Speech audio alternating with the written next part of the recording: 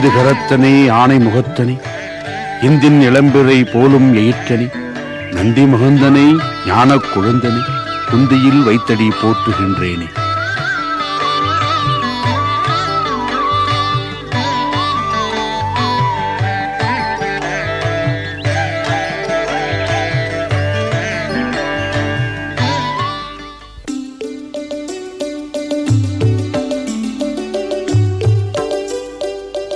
வாழ்க கங்கை கொண்ட கோப்பர கேசரி ராஜேந்திர சோழ சக்கரவர்த்தி. வாழ்க அவர் அணிந்த ஆத்தி மாலை. வாழ்க வானளாவி பறக்கும் அவரது புலிக்கொடி. வாழ்க அவரால் உருவாக்கப்பட்ட கங்கை கொண்ட சோழபுரம். வாழ்க காலமெல்லாம் அவர் புகழை நிலைநிறுத்தப் போகும் சோழேச்சரம் திருக்கோவில்.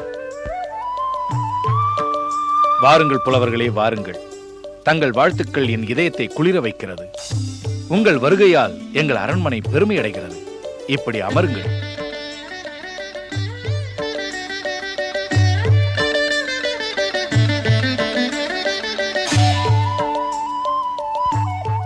மன்னா, தாங்கள் வாழும் காலத்தில் நாங்கள் வாழ்கிறோம் என்பதற்காக நாங்கள் அல்லவா பெருமைப்பட வேண்டும்? தங்கள் தந்தை ராஜகேசரி ராஜராஜ சோழர் தஞ்சை பிரகதீஸ்வரர் ஆலயத்தை எழுப்பியதன் மூலம் தமிழர்களின் கட்டிடக்கலை பெருமையை யாவரும் உணரும்படி செய்தார். தாங்கள் சோழச்சரம் உருவாக்கியதன் மூலம் உலகமே வியக்கும்படி செய்து விட்டீர்கள். சோழேச்சரம் திருக்கோவிலை சுற்றி பார்த்தீர்களா? கோயிலை கண்டோம் என்று சொல்வதை விட கண்களை பெற்ற பாக்கியத்தை இன்றுதான் பெற்றோம் என்று சொல்ல வேண்டும் அண்ணா.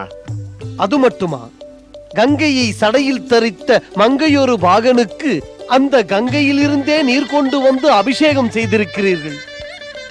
உங்கள் உயர்ந்த நோக்கத்தை புரிந்து கொள்ளாமல் தடை செய்ய வந்த வடதிசை மன்னர்களை எல்லாம் வென்று வெற்றி வாகை சூடி வந்திருக்கிறீர்கள். உண்மைதான். புலிக்கொடி ஏந்தி எனது மா மன்னரின் சேனையை தடுக்க முயன்றவர்கள் அந்த புலியிடம் அகப்பட்ட மானை போல சாய்ந்தார்கள்.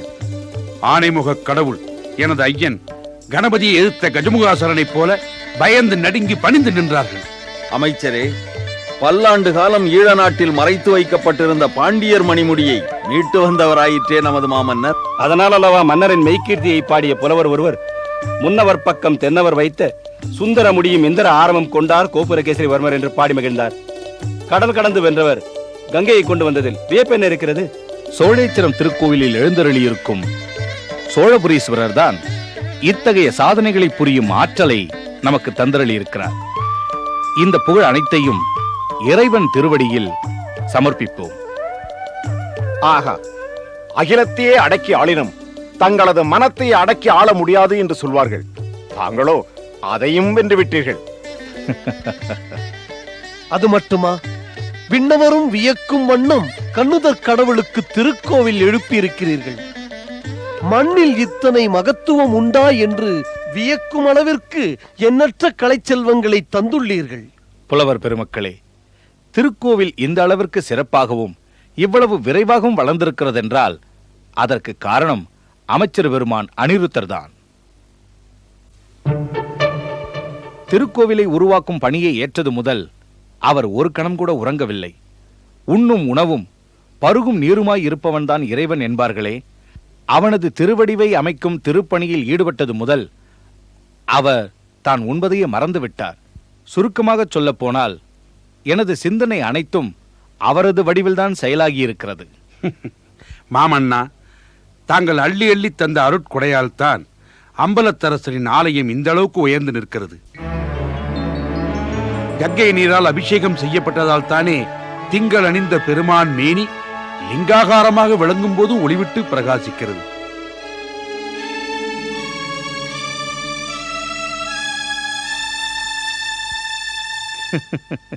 இருக்கலாம். இருப்பினும் விநாயகரிடம் மாறாத பக்தி கொண்ட தாங்கள் தங்கள் வாழ்க்கையை ஆண்டவன் பணிக்கு அர்ப்பணித்துக் கொண்டவர் என்பதை நான் நன்கு அறிவேன். அதனால்தான் இந்த அரிய பணியை தங்களிடம் ஒப்படைத்தேன். சோழேச்சரம் திருக்கோவிலை கண்டு பெருமிதமுற்று இந்த சோழ மன்னனை யார் வாழ்த்தினாலும் அது இந்த அமைச்சர் அனிருத்தருக்கும் உரியதாகும். நன்றி மன்னா.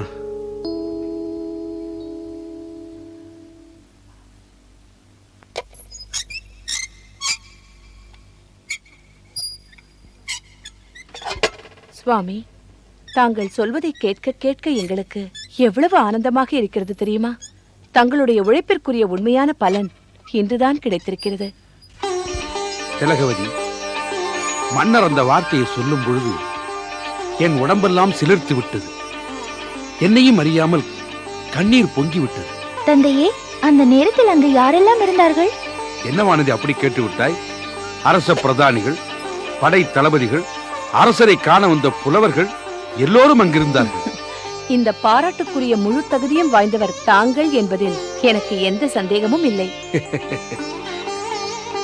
வானதி, உனக்கு கூட தெரியாது, கோவில் பணி நடக்கும் அந்த நாட்களில் உன் தந்தையார் 2ஆம் ஜாமம் வரை அங்கேயே இருந்துவிட்டு பிறகுதான் இல்லத்திற்கு வருவார். பகலெல்லாம் உழைத்த களைப்பு தீர படுத்து உறங்குவார் என்றால் அதுவும் இல்லை. கோவிலையும் அதை சுற்றி அமைய வேண்டிய சோழபுர நகரத்தை காட்டும் வரைபடத்தை கையில் வைத்துக் கொண்டு சிந்தனையில் மூழ்கிவிடுவார். உண்மைதான் அம்மா. அந்த நாட்களில் நான் தந்தையாரை பார்க்க வேண்டுமென்றால் கோயில் பணி நடக்கும் இடங்களிலோ இல்லை அதை சுற்றி உருவான நகரப்பணி நடக்கும் இடங்களிலோ தானே சென்று பார்ப்பேன். அதே நேரத்தில் உன் தந்தையார் தவறாமல் செய்த பணி ஒன்றே ஒன்றுதான். என்னம்மா அது? அவர் வழிபடும் தெய்வமான விநாயகர் பூஜையைத்தான் சொல்கிறேன். அதற்கு வேண்டி இல்லத்திற்கு வருவார், பூஜையை நடத்துவார், போய்விடுவார். அதன் பின்னர் அதுவும் நின்றுவிட்டது.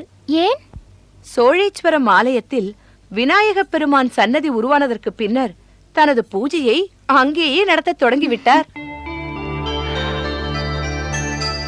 அவனுடைய அருள் இல்லை என்றால் இத்தகைய காரியத்தை என்னால் சாதித்திருக்க முடியுமா? அல்லது அரசரின் அன்பைத்தான் பெற்றிருக்க முடியுமா? எல்லா பெருமையும் அந்த ஆணைமுகனையே சேரும். கங்கை வரை படையெடுப்பு, கங்கா ஜலத்தால் அபிஷேகம், இவையெல்லாம் நமது சேனாநாயர் அரையன் ராஜராஜன் அவர்கள் வாகை சூடி வராவிட்டால் சாத்தியமாகுமா? உடன் சென்ற படைத்தலைவர்களான நாம் உயிரை கொடுத்து போராடாமல் இருந்திருந்தால் குடம் குடமாக கங்கை நீர்தான் அவர்களுக்கு கிடைத்திருக்குமா? உண்மைதான் பார்த்திபேந்திரரே. நீண்ட பயணத்தின் வேகம் தாங்க முடியாமல் மாண்டு விழுந்தார்கள் சிலர். சுட்டரிக்கும் வெயிலின் கொடுமை தாங்க முடியாமல் சுருண்டு விழுந்தார்கள் சிலர். அது மட்டுமா வீரமல்லா? படை கொண்டு சென்ற நம்மை தடை செய்ய முயன்றவர்கள் எத்தனை பேர்? சக்கரக்கோட்டம், கோசலம், தக்கணலாடம், உத்தரலாடம், மகிபாலன் அத்தனை பேரையும் கடந்தல்லவா நாம் கங்கை கரையை அடைய முடிந்தது. உண்மைதான். வழியெங்கும் நடந்த பயங்கர யுத்தங்களில் ரதங்கள் ஒடிபட்டன, களிர்கள் இடிபட்டன, புறவிகள் அடிபட்டன, காலாட்படைகள் பொடிபட்டன. இத்தனை பேர் உயிர் தியாகம் செய்தல்லவா கங்கை நீரால் இறைவனை குளிப்பாட்ட முடிந்தது. நாம் தந்த கணப்பில் மூட்டிய நெருப்பில் அல்லவா அவர்களால் குளிர்காய முடிந்தது. இதையெல்லாம் மறந்துவிட்டு அந்த அமைச்சரையே புகழ்ந்து கொண்டிருக்கிறாரே நமது மாமன்னர். தனது சிந்தனைகளுக்கு செயலுருவம் தந்தவரே அவர்தான் என்று சபையறிய பாராட்டுகிறாரே. அதை கூட பொறுத்துக் கொள்ளலாம். அரசரின் பெயர் இருக்கும் வரை அந்த அமைச்சரின் பெயரும் நிலைத்திருக்கும் என்று சொன்னாரே, அதைத்தான் என்னால் பொறுத்துக் கொள்ள முடியவில்லை. ஆனால் இந்த விஷயத்தில் நம்மால் என்ன செய்ய முடியும்? ஏதாவது செய்தாக வேண்டும். அமைச்சர் மீது மன்னருக்கு இருக்கும் நம்பிக்கையை தகர்த்தெறிய வேண்டும். இல்லை என்றால் அவரது செல்வாக்கு என்ற புயலின் வேகம் நம்மை எல்லாம் புரட்டி தள்ளி கொண்டு சென்றுவிடும். அதுவும் சரிதான். அவர் நம்மோடு களத்திற்கு வந்தவராயிருந்தால் வெகு எளிதில் துரோகி என்ற பட்டத்தை அவர் மீது கட்டிவிட முடியும். ஆனால் இவர் விவகாரத்தில் அந்த கணக்கு குழப்புகிறதே. என்ன சொன்னாய்? அந்த கணக்கு குழப்புகிறதே. வீரமல்லா, கணக்கு குழப்புகிறதா? அதேதான். அதை வைத்துதான் அமைச்சரை பற்றிய விவகாரத்தை மன்னரிடம் சென்று சொல்லி குழப்ப வேண்டும். எப்படி? பொக்கிஷ அறையில் உள்ள தங்க நாணயங்களை மன்னர் இவர் கைகளில் கொண்டு வந்து கொடுக்கவில்லை. பொக்கிஷ அறையே திறந்துவிட்டு எடுத்துக் கொள்ளும்படி சொல்லிவிட்டார். என்ன? அதில் இவர் இறைவனுக்காக செலவழித்தது எவ்வளவு, உறவினருக்காக ஒதுக்கிக் கொண்டது எவ்வளவு? கோவிலை மட்டும்தான் கட்டினாரா, இல்லை தனக்கென ஒரு கோட்டையையே கட்டிக் கொண்டாரா? ஆஹா, அருமையான வியூகம். 10 பணம் கையில் கிடைத்து விட்டால் உத்தமனும் துரோகியாகி விடுவான். பொக்கிஷ அறையே திறந்து வைத்து விட்டு அமைச்சரும் கள்வனாகி விடுவார்.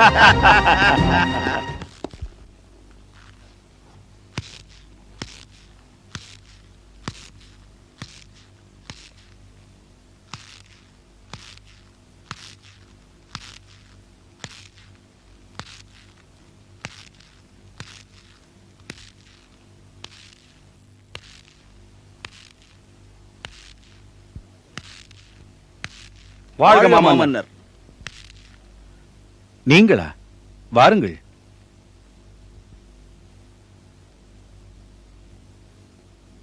மன்னா, தனிமையில் நீங்கள் சிந்தித்துக் கொண்டிருக்கும் போது வந்ததற்காக மன்னிக்க வேண்டும். அப்படியெல்லாம் ஒன்றுமில்லை. கங்கை படையெடுப்பில் பங்கு கொண்ட படைத்தலைவர்கள் அல்லவா நீங்கள்?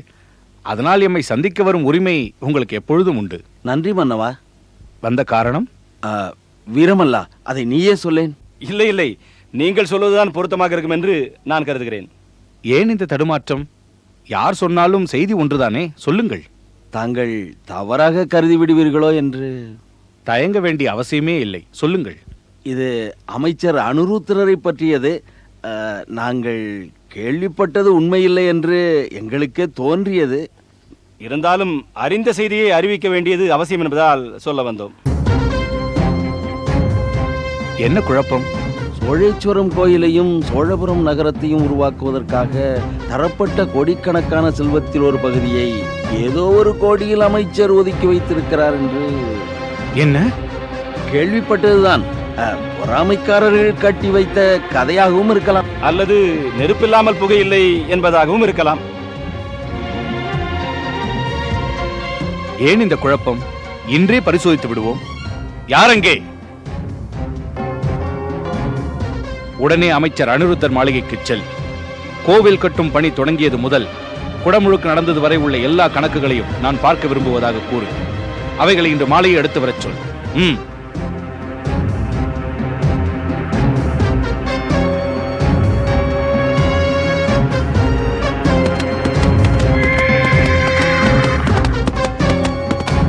வானதி, இத்தனை நாட்களுக்கு பிறகு நம்முடன் விளையாட உன் தந்தைக்கு இன்றுதான் நேரம் கிடைத்திருக்கிறது. வானதி, ராணி என் பக்கம். தந்தையே, நான் கூறியது உன் தாயை அல்ல, நான் அகற்றிய காயை.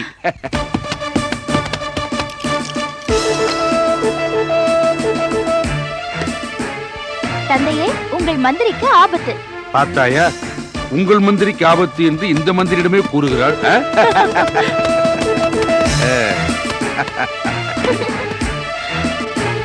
அமைச்சரை பார்க்க வேண்டும், அதுவும் தனிமையில் பார்க்க வேண்டும். சற்று பொறுங்கள். அமைச்சர் பெருமானுக்கு வணக்கம். அரண்மனையிலிருந்து சோமசம்பவன் வந்திருக்கிறான். அப்படியா? அவர் என் அன்புக்குரியவராயிற்றே, வரச் சொல். அது என்ன தயக்கம்? தங்களிடம் தனிமையில் சொல்ல வேண்டிய செய்தியாம், அதனால். அப்படியா? அதற்கென்ன, நானே வருகிறேன்.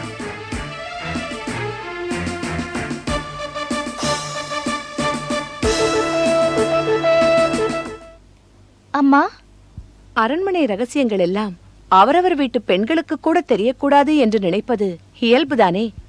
இவையெல்லாம் அரசாங்க ரகசியங்கள். ஏனம்மா, கோயில் பணிகளில் ஈடுபட்டவர்களுக்கு மாமன்னர் விருதுகள் தந்து பெருமைப்படுத்துவார் என்றார்களே, தந்தையாரையும் சிறப்பான முறையில் கௌரவிப்பார்கள் இல்லையா? அதில் என்னம்மா சந்தேகம்? தனக்கு சமமாக உன் தந்தையை நினைக்கும் மன்னர் அதற்குரிய கௌரவத்தை தராமல் போய்விடுவாரா என்ன?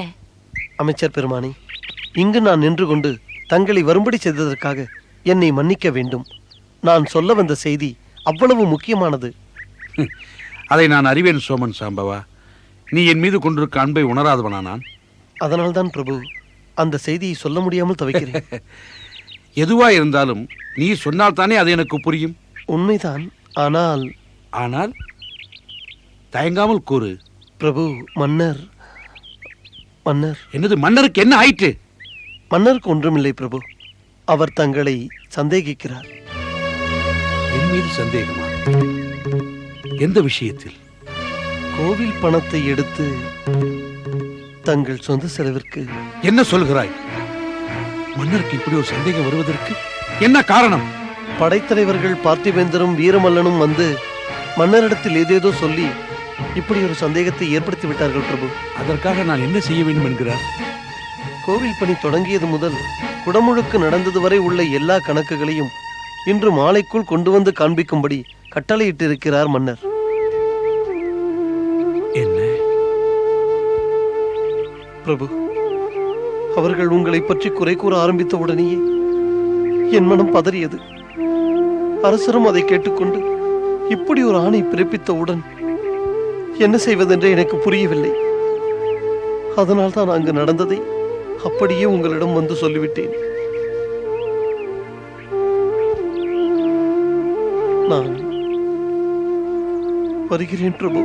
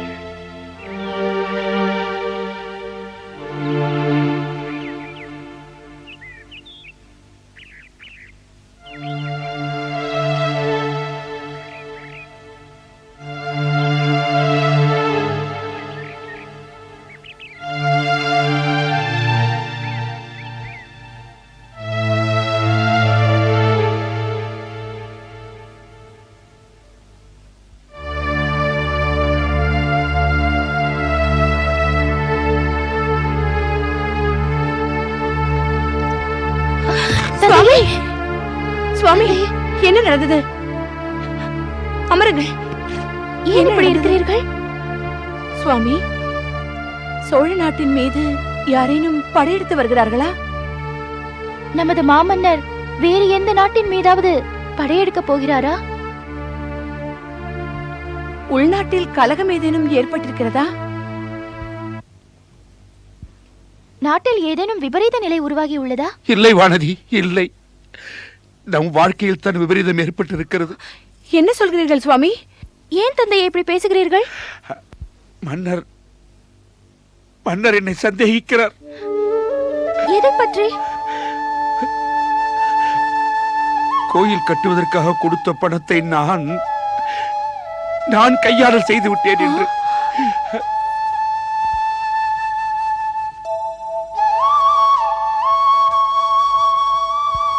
கோவில் திருப்பணிக்காக கொடுத்த பணத்தில் அரைப்பணம் வீட்டிற்கு வந்தால் கூட அது வேறு எதற்கேனும் பயன்பட்டு விடுமோ என்று அதை அப்படியே எடுத்துச் சென்று விடுவீர்களே. அப்படிப்பட்ட தங்களையா சந்தேகிக்கிறார்? எவரிடமாவது தந்தால் கூட எப்படியும் ஓரிரண்டு பொற்காசுகள் களவாடப்பட்டு விடுமே என்று பயந்து தங்கள் பார்வையிலேயே வைத்திருந்தீர்களே. புதையலை காத்த பூதத்தை போல் பாதுகாத்தீர்களே. உங்களையா சந்தேகப்பட்டார்? இப்பொழுதுதானே சொன்னீர்கள் சிந்தனை என்னுடையது, செயல் அமைச்சருடையது என்று மன்னர் சொன்னார் என்று. அப்படிப்பட்டவர் சிந்தனையில் இப்படி ஒரு தவறான கருத்து எப்படி ஏற்பட்டது? ஊன் உறக்கம் இல்லாமல் இரவு பகல் பாராமல் உழைத்த உங்கள் மேல் இப்படி ஒரு பழி போட அவருக்கு எப்படி மனம் வந்தது? இனிய கனிகளை தரும் விருட்சத்தில் கொடிய நாகத்தின் நச்சுப்பல் பட்டவுடன் அந்த மரமே நஞ்சாகி விடுவதைப் போல அரசர் மனத்திலும் நஞ்சை புகுத்தி விட்டார்கள். யார் என்ன சொன்னால் என்ன? இவ்வளவு காலமாக தங்களை பார்த்து பழகியவருக்கு தங்களின் உள்ளம் புரியாதா? எவனோ ஒருவன் ஏதோ சொன்னான் என்பதற்காக ஒரே நாளில் எல்லாம் மாறிவிடுமா? இந்த அரசர்களே இப்படித்தான் தலகவதி. எப்போது எப்படி மாறுவார்கள் என்று யாருக்குமே தெரியாது.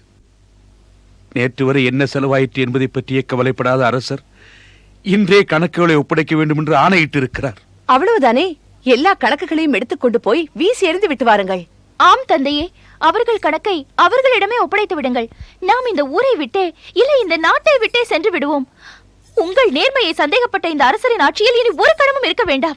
கணக்கை எங்கே வைத்திருக்கிறீர்கள்? சொல்லுங்கள் சுவாமி, சொல்லுங்கள். நானே எடுத்து வருகிறேன். ஐயோ திலகவதி, நான் அவைகளை எதையுமே எழுதி வைக்கவில்லை. என்னிடம் எந்த கணக்கும் கிடையாது. நான் எழுதி வைக்கவில்லை. என்ன சொல்கிறீர்கள் சுவாமி? ஆம் திலகவதி, இந்த கோயில் திருப்பணியிலே முழுமையாக ஈடுபட்டு விட்டதால் கணக்கெல்லாம் எழுதி வைக்க வேண்டும் என்று எனக்கு தோன்றவே இல்லை.